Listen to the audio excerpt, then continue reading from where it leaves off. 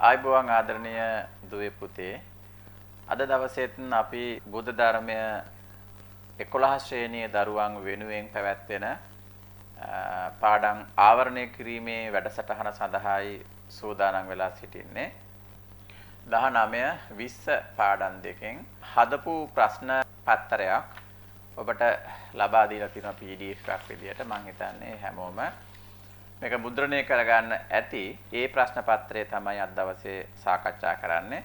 මේ පාඩම් දෙකේ ඇහෙන්න පුළුවන් සියලුම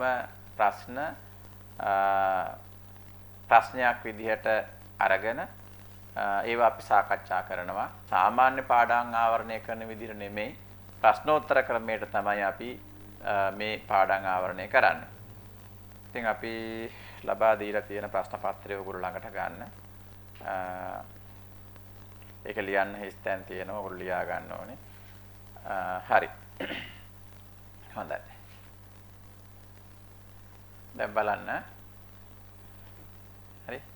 මේ ප්‍රශ්න පත්‍රය තමයි අපි ඔයගොල්ලන්ට ලබා දීලා තියෙන්නේ. ඔව්. මේ පාඩමෙන් ඇත්තටම කතා වෙන්නේ සිංහල සාහිත්‍ය ගැන. සිංහල සාහිත්‍ය අපි දන්නවා අනුරාධපුර යුගයේ ඉඳලා කොළඹ යුගය දක්වාම ඒ රාජධානි මාරු වෙච්ච ආකාරයට ඒ සාහිත්‍ය යුග නම් කරනවා. අනුරාධපුර යුගය, පොළොන්නරු යුගය, දඹදෙණි යුගය, කුරුණෑගල යුගය, ගම්පොළ යුගය, ඊළඟට කෝට්ටේ යුගය, මහනුවර යුගය, මාතර යුගය කියලා යුගයකුත් තියෙනවා. ඊළඟට කොළඹ යුගය. මේ විදිහට මේ සාහිත්‍ය යුග වෙන් කරනවා. ඒ සාහිත්‍ය යුගවල හිටපු ලේඛකයින් පිළිබඳව සහ විශේෂයෙන්ම ඒ ලියවිච්ච පොත්පත් පිළිබඳව තමයි ඔයගොල්ලන්ට 10 11 බුද්ධ ධර්මය විෂයට අදාළ විෂය නිර්දේශය සඳහන් වෙන්නේ.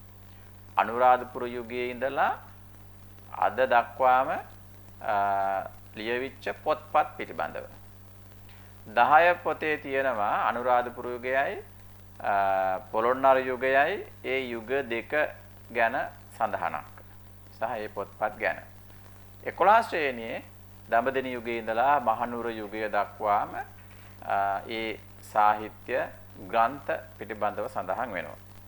අනුරාධපුර යුගය ලියවිච්ච ගද්‍ය පද්‍ය කෘති අනුරාධපුරයේ යුගයේ ලියවිච්ච පොත්පත් ගොඩක් තියෙනවා. එතකොට ඒ සිංහල සාහිත්‍යයේ පොත්පත් සමහර ඒවා විවිධ විදිහට අවාසනාවන්ත විදිහට නැති වෙලා තියෙනවා. හැබැයි අපි මෙතෙන්දී අවධානය යොමු කරන්නේ ඔයගොල්ලන්ගේ විභාගයට අදාළ ඒවානේ. ඒතර ඔයගොල්ලන්ගේ පොතේ දීලා තියෙන මෙන්න මේ ටික. හරිද? සීගිරි කුරුටු ගී. සීගිරි ගී. ඊළඟට සියබස් ලකර. සියබස් ලකර රචනා කරන්නේ අබාසල මෙවන් රජතුමා. ඊළඟට දම්පියා අටුවා ගැටපදය, සිකවලඳ හා සිකවලඳ විනිස, ඊළඟට සීහල අට කතා. සීහල අට කතා, සීහල අට කතා වලට ලියා ගන්න මහා අටුවා, මහා පච්චරිය අටුවා, කුරුන්දි අටුවා. මම කලින් පාඩමේදී විස්තර කිරීමක් කරා. අටුවා කියන්නේ මුල් ග්‍රන්ථවලට ත්‍රිපිටකය ගත්තොත් එම දීඝනිකාය, මජ්ක්‍ධිම නිකාය, සංයුක්ත නිකාය, අංගුත්තර නිකාය, කුද්දක නිකාය මේ විදිහට නිකාය ග්‍රන්ථ තියෙනවානේ. ඒ මුල් ග්‍රන්ථවලට විස්තර වශයෙන් ලියපු පොත්වලට අපි කියනවා අටුවා කියලා. අටුවා කියන්නේ මුල් ග්‍රන්ථයට ලියපු විස්තර ග්‍රන්ථ. ටීකා කියලා කියන්නේ අටුවාවට ලියපු විස්තර ග්‍රන්ථ. ටිප්පණි කියලා කියන්නේ ටීකාවට ලියපු විස්තර ග්‍රන්ථ. අටුවා, ටීකා, ටිප්පණි. එතකොට මේ පාලියෙන් තමයි ත්‍රිපිටකය තියෙන්නේ. ඒ පාලියෙන් තිබිච්ච ත්‍රිපිටකයට පාලියෙන් අටුවා ග්‍රන්ථ සම්පාදනය වෙලා තිබෙනවා. ඒ පාලි අටුවා ග්‍රන්ථ සිංහලයට පරිවර්තනය කරලා තියෙනවා. සිංහලයට පරිවර්තනය කරපු ඒ අටුවා තමයි සිංහලෙන් ලියවිච්ච අටුවා තමයි මෙතන කියන්නේ මේ සීහල අට කතා කියලා. එතකොට සීහල අටුවාවට තියෙන පුතා මහා අටුවා, මහා පච්චරිය අටුවා, ඊළඟට කුරුන්දි අටුවා. හරි. ඊළඟට පොළොන්නරු යුගයේ රචනා වෙච්ච ග්‍රන්ථ බුත්සරණ, විද්‍යා චක්‍රවර්තීන් විසින් රචනා කරපු ග්‍රන්ථයක් බුත්සරණ. ඊළඟට ධර්ම ප්‍රදීපිකාව ගුරුළුගෝමීන් විසින් රචනා කරපු ග්‍රන්ථයක්. අමාවතුරත් ගුරුළුගෝමීන් විසින් රචනා කරේ. ඔයගොල්ලන්ට 10 අඟුලිමාල් දමනයේ පාඩම උපුටගෙන තියෙන මේ පොළොන්නරු යුගයේ ගුරුළුගෝමීන් විසින් රචනා කරන ලද අමාවතුර ග්‍රන්ථයෙන්. ඊළඟට වෙසතුරුදා සන්නය. සන්නය කියලා කියන්නේ පුතේ තේරුම කියන එකයි සන්නය. මහා බෝධි වංශය, පොළොන්නරු කතිකාවත, සසදාවත, මෝදේ උදාවත ඔන්න ඔය කියන පොත් ටික තමයි තියෙන්නේ. මෙතන මම වැඩිපුර සඳහන් කරලා තියෙනවා. අවශ්‍යයට ගන්න. ඊළඟට දඹදෙනි සාහිත්‍ය යුගය. දඹදෙනි සාහිත්‍ය යුගය බලා ගන්න සද්ධර්ම රත්නාවලිය ධර්මසේන හාමුදුරුවෝ ටියුට් එකේ පළවෙනි ප්‍රශ්නය තියෙන්නේ දඹදෙනි රාජධානී යුගයේ බිහිවිච්ච සාහිත්‍ය ග්‍රන්ථ ගැන. හරි. ඒවා තමයි සද්ධර්ම රත්නාවලිය ධර්මසේන හාමුදුරුවෝ. ඊළඟට පූජාවලිය මයුරපාද පිරුවෙන්පති බුද්ධ පුත්‍ර හිමි මාරු කරන්න. මයුරපාද පරුණාධිපති බුද්ධ පුත්‍ර හිමි පූජාවලිය. සිදස්සංගරාව පතිරජ පිරුවෙන්පති හිමි. පියුම්මල් නැමැති නිගණ්ඩුව කියලා කියන්නේ පුතා මේක ලියාගන්න. මේක පොතේ තියෙනවා. නිගණ්ඩුව කියලා තියෙනවා. නමුත් ඒකේ අර්ථය නැහැ. ඔයගොල්ලෝ දන්නේ නැතුව ඇති. කෝස ග්‍රන්ථයක්. කෝස ග්‍රන්ථයක් කියන තෝරාගත් වචන වලට යෙදෙන පර්යාය වචන එකතු කොට සම්පාදිත ග්‍රන්ථයක්. පර්යාය වචන කියලා කියන්නේ ඊට සමාන වෙනත් වචන කියන එකයි. එළු සඳස් ලකුණ. එළු සඳස් ලකුණ කියලා කියන්නේ ඡන්දස් අලංකාර පිළිබඳ විස්තර කරන ග්‍රන්ථයක්. ඡන්දස් අලංකාරය මේක සම්බන්ධ වෙන්නේ මේ කාව්‍ය නිර්මාණයට. කාව්‍ය නිර්මාණය හා සම්බන්ධ ග්‍රන්ථයක් තමයි එළු සඳස් ලකුණ. හරි. හොඳයි. ඊළඟට කුරුණෑගල සාහිත්‍ය යුගයේ රචිත ග්‍රන්ථ. කුරුණෑගල සාහිත්‍ය යුගයේ රචනා කරපු ග්‍රන්ථ. ඔයගලගේ පොතේ තියෙන්නේ පුතා ඔය ටියුට් එකේ මම දීලා තියෙන ග්‍රන්ථ 3 ගැන විතරයි. ටියුට් එකේ තියෙන්නේ බලන්න 550 ජාතක කතා පොත, ඊළඟට සිංහල බෝධි වංශය, තූප වංශය කියන මේ ග්‍රන්ථ ගැන දීලා තියෙන්නේ 139 පිටුවේ. එතකොට ඒකේ ඒ විස්තර තියෙනවා 550 ජාතක කතා පොත 550 ජාතක කතා පොත ඒ යටතේ ලියාගන්න මේක ඔයගොල්ලෝ දන්නවා මේ 550 ජාතක කතා පොත රචනා කරන්නේ කුරුණෑගල යුගයේ. ඒක බහුකත්ෘක කෘතියක්. බහුකත්ෘක කෘතියක් කියලා කියන්නේ බොහෝ කතුවරුන් විසින් කතුවරු ගොඩක් රචනා කරපු එකක්. එක්කෙනෙක් නෙමෙයි. ජාතක කතා පොතේ සඳහන් වෙන්නේ ලෝතර බුදුරජාණන් වහන්සේගේ අතීත ආත්ම භවයන් පිළිබඳව කතා.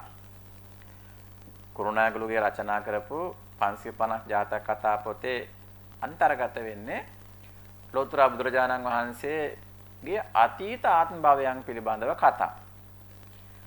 550 ජාතක කතා පොත කියලා කිව්වට ඒකේ තියෙන්නේ 547යි. කතා 547යි. ඔයාලට 10 ශ්‍රේණියේ පළවෙනි පාඩම සතර කම්මන්ත්‍රණය සිංහල. එතකොට ජාතක කතා පොත ගැන ලොකු විස්තරයක් එතන තියෙනවා. ඒකටත් මේක වැදගත් වෙයි. ජාතක කතා පොත රචනා කරන්නේ පාලියෙන් ලියවිච්ච පාලි ජාතක අට කතාව පදනම් කරගෙන. හරිද? දැන් එතනත් පුතේ අට කතා කියලා වචනයක් එනවා. අටුවා. ඉතින් ඒ අටුවා ජාතක අට කතාව එන්නේ මෙන්න මේ විදිහයි. මේක තියෙන තැන හොයාගමුකෝ අපි. සූත්‍ර විනය අභිධර්මයේ කියන ඒ තමයි ත්‍රිපිටකය. එතකොට මේ සූත්‍ර විනය අභිධර්මයේ සූත්‍ර පිටකයේ තියෙනවා කොටස් පහක්. දීඝනිකාය, මජ්ක්‍ධිම නිකාය, සංයුත්ත නිකාය, අංගුත්තර නිකාය, කුද්දක නිකාය විදියට. මේ පස්වෙනි පොත වෙච්ච කුද්දක නිකායට ග්‍රන්ථ 15ක් අන්තර්ගතයි. කුද්දක නිකාය සකස් වෙලා තියෙන්නේ පොත් 15ක එකතුවක්. එතකොට කුද්දක පාඨ, ධම්පද, උදාන, ඉතිඋත්තක, සුත්තනිපාත, විමානවත්තු, තේරගාථා, ජාතක, නිද්දේශ, පටිසම්පදා, අපදාන, බුද්ධ වංශ, චර්යා පිටකය කියලා මේ පොත් 15 සඳහන් වෙනවා. හරිද? එතකොට මොන බලන්න කොද්දක පාට ධම්මපද ලොකුනට අහලා පුරුදු ඒවා ධම්මපදය අහලා පුරුදු වෙන්නේ. මේකේ 10 වෙනි පොත තමයි ජාතක. හරිද? කොද්දක නිකායේ 10 වෙනි පොත ජාතක. එතකොට ඒක පාලි ජාතක. ජාතක 8 නෙමෙයි ජාතක. ධම්මපදයේ ගාත තියෙන්නේ. ඒ වගේ. එතකොට ධම්මපදය කියන්නේ දෙවෙනි එක. 10 වෙනි එක තමයි ජාතක. එතකොට මේ අපි ධම්මපදය ගැන පොඩ්ඩක් දන්න නිසා කතා කරමු. ඒ පාලි ධම්මපදයට ලියනවා පාලි ධම්මපද අට කතාවක්. හරිද? ඒ පාලි ධම්මපද අට කතාව පදනම් කරගෙන තමයි සද්ධර්ම රත්නාවලි ධර්මසේන හාමුදුරුවෝ රචනා කරන්නේ. හරි? හොඳයි. දැන් මෙතෙන්ට එමු අපි. ජාතක. පාලි ජාතක කියන ග්‍රන්ථයට අටුවාවක් ලියනවා. එතන මොකක්ද ඒ අටුවාව? ඒ කියන්නේ ජාතක විස්තර කරලා රචනා කළ ති ග්‍රන්ථය. ඒක තමයි පාලි ජාතක අට කතා. දැන් විභාගයේ ලියනකොට ගොඩක් ළමයින්ට මේ පාඩම් කිරීම සම්බන්ධයෙන් මතකය සම්බන්ධයෙන් ගැටලු තියෙනවා ළමයින්ට. දැන් සිංහල වල විචාර ලියන එක. සිංහල වල විචාර ලියන්න අවබෝධයක් අවශ්‍යයි. හරිද? අවබෝධය නැතුව විචාර ලියන්න බෑ. දැන් අපි ගත්තොත් බුද්ධ ධර්මයේ දෙවෙනි කොටසේ ව්‍යුහගත රචනාවල තුන්වෙනි ප්‍රශ්නය. ඒ කියන්නේ උදාහරණයක් ගත්තොත් එම කර්ම සංකල්පය පුද්ගලයා නිවැරදි මාර්ගයට යොමු කිරීමට හේතු වන ආකාරය පැහැදිලි කරන්න වගේ දෙයක්. එහෙම නැත්නම් පටිච්ච සමුප්පාදය තුලින් ගැටලු විසඳා ගන්න හේතු වන ආකාරය උදාහරණ සහිතව පැහැදිලි කරන්න කියලා. පුතේ මොනෝගල තේරුම් ගන්න ඕනේ. ඒ වගේ ප්‍රශ්නයකට කටපාඩම් කරලා තිබ්බට උත්තර ලියන්න බෑ. ඒකට අවබෝධයක් තියෙන්න ඕනේ. සිංහල භාෂාවේ තුන්වෙනි කොටසේන විචාර ප්‍රශ්න වලට උත්තර ලියන්නත් අනිවාර්යයෙන්ම අවබෝධයක් තියෙන්න ඕනේ. අවබෝධයයි දැනුමයි දෙකක්. දැනුම කියන එක කටපාඩම් කරලා ලබා ගන්න පුළුවන්. පොළොන්නරු යුගයේ ලියවිච්ච ග්‍රන්ථ දෙකක් කටපාඩම් කරන්න පුළුවන්. හරිද? කුරුණෑගල යුගයේ ලියවිච්ච ග්‍රන්ථයක් තමයි 550 ජාතක කතාපත. ඒක බහුකාත්‍රික කෘතියක්. කියලා මේක කටපාඩම් කරගන්න පුළුවන්. හැබැයි ඒ ගැන තියෙන අවබෝධය ඊට වඩා වෙනස්. තේරුණාද? දැන් මම අපේ දරුවන්ට කියන්නේ සමහර දරුවෝ ඉන්නවා කටපාඩම් කරනවා. කටපාඩම් කළ යුතු විෂය කරුණු අනිවාර්යයෙන්ම කටපාඩම් කරන්න ඕනේ. ඒවා මතකේ රඳව ගන්න ඕනේ. ඒ වගේම අවබෝධ කරගත යුතු විෂය කරුණු අනිවාර්යයෙන්ම අවබෝධ කරගන්න ඕනේ. හරිද? එතකොට ඒක හැම විෂයකම තියෙනවා. දැන් බුද්ධ ධර්මයේ විෂයේ මේ පාඩමට අදාළව මනා වෙන්නේ මතකය. මේකට අවබෝධයක් ඕනේ නැහැ. හරිද? දඹදෙණි යුගයේ ලියවිච්ච ග්‍රන්ථ දෙකක් නම් කරන්න ඒක මතකය. හරිද? හැබැයි වඩා වැදගත් වෙනවා. මේ මතකය කියන එක තහවුරු වෙන්න අවබෝධය ගොඩක් වැදගත්. අවබෝධයෙන් අපිට පුළුවන් නම් කිසියම් කාරණාවක් විමසා බලන්න ඒක මතකයේ තැම්පත් වෙන ප්‍රමාණය වැඩි. හරි? හොඳයි. ඒකයි මම කිව්වේ ජාතක කතාපත සහ සද්ධර්ම රත්නාවලි මේ අටුවා ග්‍රන්ථ ආශ්‍රයෙන් කොහොමද සකස් වෙලා තියෙන්නේ කියලා. හොඳයි. 550 ජාතක කතාපත ගැන ඔය කාරණා ටික ඇති. 550 ජාතක කතාපත රචනා කරන කුරුණෑගලුගේ එක බහුකාත්‍රික කෘතිය. ඒකේ කතා තියෙනවා 547ක්. බුදුරජාණන් වහන්සේගේ අතීත ආත්ම භවයන් පිළිබඳව කතා තමයි ඒක ඇතුළත් වෙන්නේ. ඊළඟ කරුණ සිංහල බෝධි වංශය ගැන. සිංහල බෝධි වංශය පාලි බෝධි වංශයේ සිංහල පරිවර්තනයක්. හරිද? ඊළඟට බෝසත්වයන් වහන්සේ බුද්ධත්වයේ ලබා ගැනීමේදී සෙවන දුන් ජයශ්‍රී මහා බෝධීන් වහන්සේගේ ඉතිහාසය තමයි මේකෙන් විස්තර වෙන්නේ. ජයශ්‍රී මහා බෝධීන් වහන්සේගේ ඉතිහාස කතාව. මේ හැරුණ විට ආනන්ද බෝධිය, ජයශ්‍රී මහා බෝධිය ශ්‍රී ලංකාවට වැඩවීම ගැන ඊළඟට අෂ්ටඵල රුහ බෝධි හා දෙතිස් ඵල රුහ බෝධි රෝපණය කිරීම ගැන විස්තර තියෙනවා. ඊළඟට ඕගොල්ලන්ට තියෙන පුතේ තූප වංශය ගැනත්. තූප වංශය විද්‍යා චක්‍රවර්ති පරාක්‍රම පඬිත නැමැත්තෙක් විසින් තමයි මේක රචනා කරන්නේ. විද්‍යා චක්‍රවර්ති පරාක්‍රම පඬිත. හරි තූප වංශය. තූප කියන්නේ ස්තූප කියන එකයි. මේකේ මූලික වශයෙන් විස්තර වෙන්නේ රුවන්වැලි මහා සෑය පිළිබඳව. රුවන්වැලි මහා සෑය පිළිබඳව තමයි විස්තර වෙන්නේ. ශාසන ඉතිහාසය පිළිබඳ තොරතුරු මේක ඇතුළත් වෙනවා ශාසනික ඉතිහාසය ගැන. ධාතු වර්ණනා එදා ඒ කාලේ දුටුගැමුණු රජතුමා හා සම්බන්ධ තොරතුරු වැඩිපුර ඇතුළත් වෙන්නේ සමාජීය තොරතුරු රුවන්වැලි සෑය නිර්මාණය සඳහා අමුද්‍රව්‍ය සපයූ ආකාරය ගොඩනගපු ආකාරය ගැන තූප වංශය සඳහන්. ස්තූප කියලා මතක තියාගත්තාම හරි. එතකොට ස්තූප කිව්වාම එතනින් රුවන්වැලි සෑය තමයි මූලික. ඊළඟට ගම්පොළ සාහිත්‍ය යුගයේ රචිත ග්‍රන්ථ. දැන් මෙතන මම highlight කරලා දීලා තියෙනවා ඒ ටික බලා ගන්න. ඒ පොත් ටික විතරක් එතන ලියාගත්තා නම් ඇති පුතේ ඔයගොල්ලෝ. ගම්පොළ යුගයේ මයුර සංදේශය සහ තිසර සංදේශය. මුලින්ම අපට හම්බෙන සංදේශ කාව්‍ය දෙක තමයි මයුර සංදේශය සහ තිසර සංදේශය. ඊළඟට නිකාය සංග්‍රහයවත් ශාසනාවතාරය. හරිද? නිකාය සංග්‍රහය. නිකාය සංග්‍රහය හෙවත් ශාසනාවතාරය. ශාසනාවතාරය. ඊළඟට එළු අත්තනගලු වංශය සද්ධර්මාලංකාරය. මේ පොත් දෙකත් ලියා ගන්න. හරි? කොහමද? මයුර සංදේශය, තිසර සංදේශය, නිකාය සංග්‍රහයවත් ශාසනාවතාරය, එළු අත්තනගලු වංශය සද්ධර්මාලංකාරය. හරි? ඊළඟ ප්‍රශ්නය පස්වෙනි ප්‍රශ්නේ තියෙන්නේ උත්තරේ මම දීලා තියෙනවා පස්වෙනි ප්‍රශ්නේ. ඔයගොල්ලන්ට දීලා තියෙන ටියුට් එකේ උත්තරේ තියෙනවා පුතා.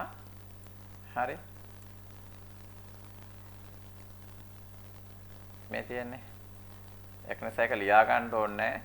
කෝට්ටේ යුගයේ ලියවිච්ච ගොඩාක් ග්‍රන්ථ තියෙනවා. දැන් මම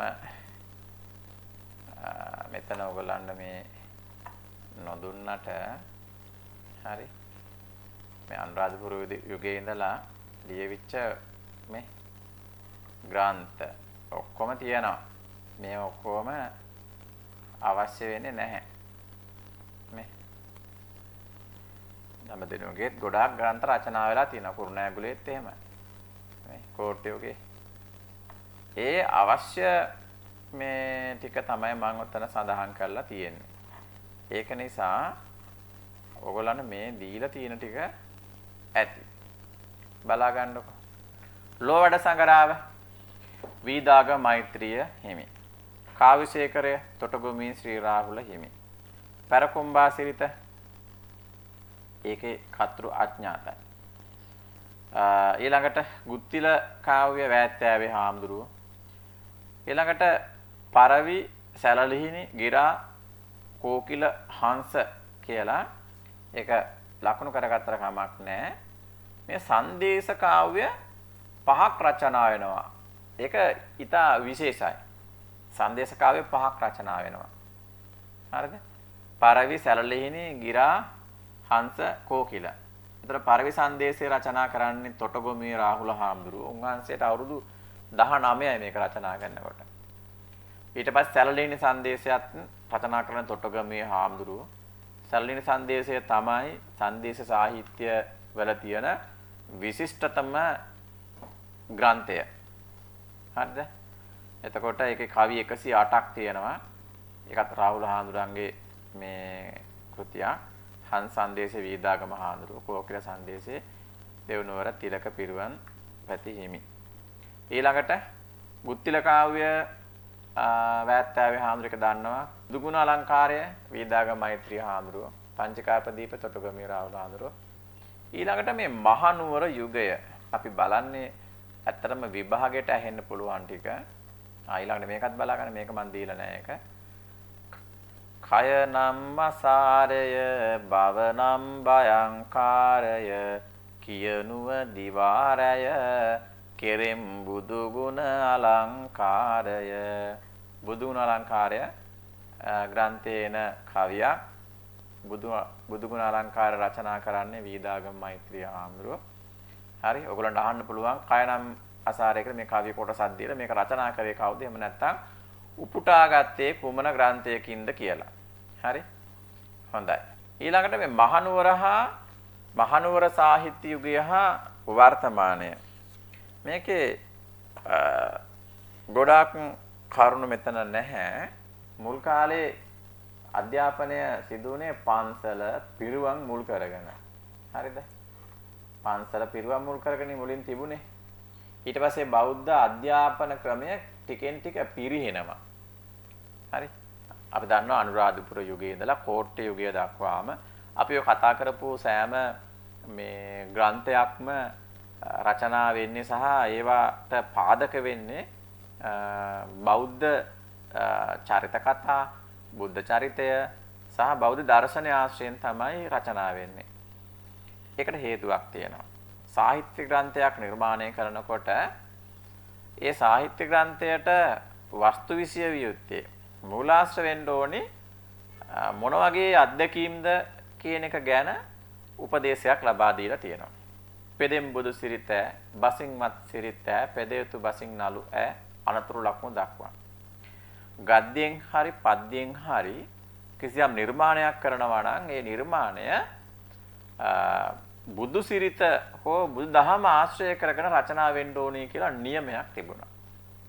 ඒ නිසා අනුරාධපුර යුගයේ ඉඳලා කෝට්ටේ යුගය දක්වාම කතුවරු තමන් ලියන ග්‍රන්ථයට බුද්ධ චරිතය හෝ එහෙම නැත්නම් ඒ ආශ්‍රිත බුද්ධ ධර්මය හෝ ඒ ආශ්‍රිත අධ්‍යක්ීම් මූලාශ්‍ර කරගෙන තමයි රචනා වුනේ.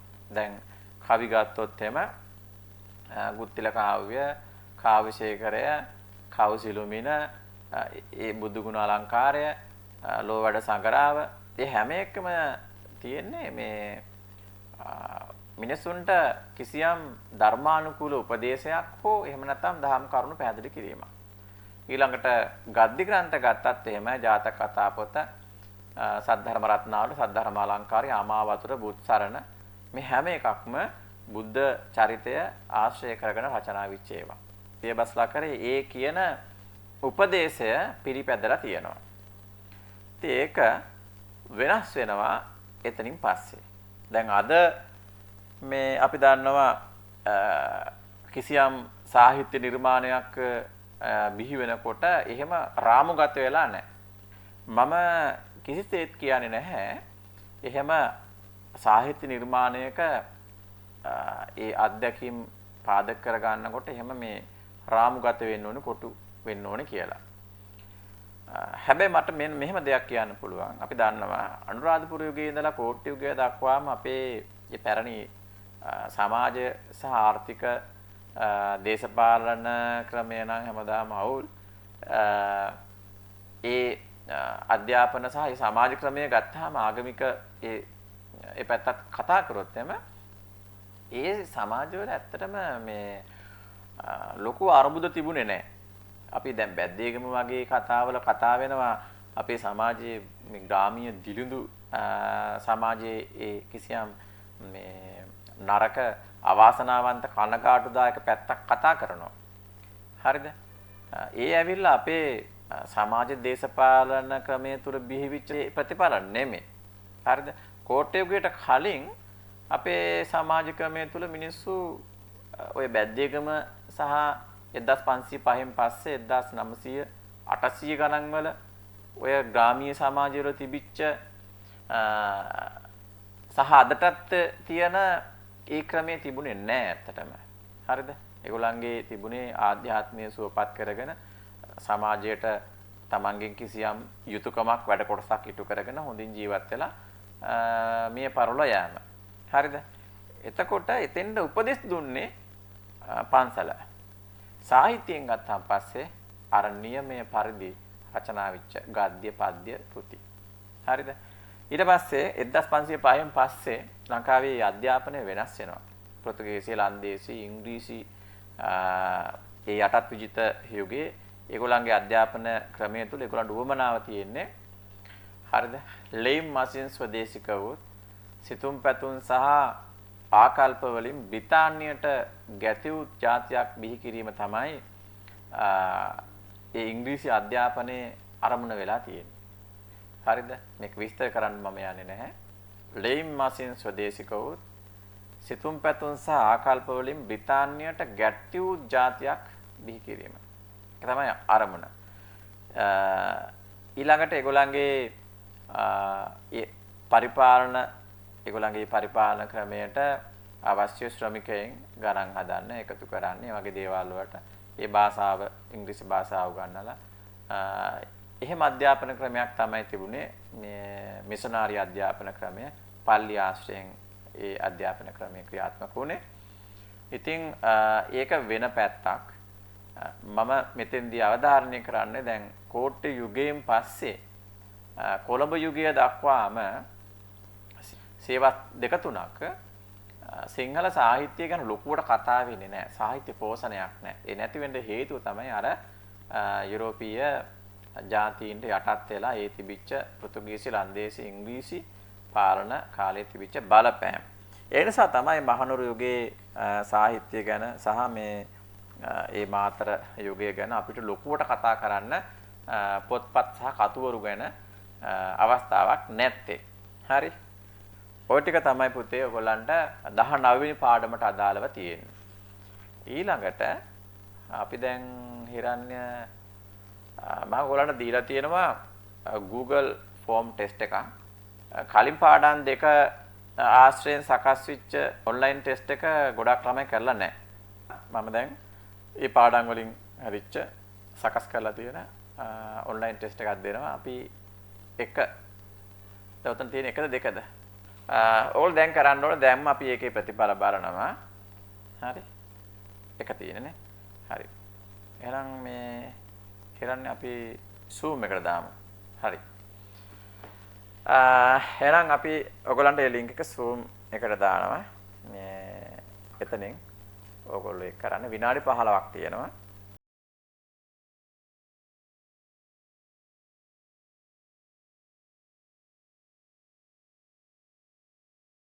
හොඳයි. අපි අපේ දරුවන්ට ලබා දීලා තිබුණ කාලය දැන් අවසන්. පුතේ ඔයගොල්ලෝ ඔක්කොම මේ එක සබ්මිට් කරන්න. තාම ගොඩක් ළමයි සබ්මිට් කරලා නැහැ. දැන් මේ ඉස්සරහට තා පාඩම් කීපයයි තියෙන්නේ පාඩම් දෙකක් තුනක් වගේ. ඒව මම පාඩම් ආවරණය කිරීමයි මේ කරන්නේ. ප්‍රශ්නෝත්තර ක්‍රමයට.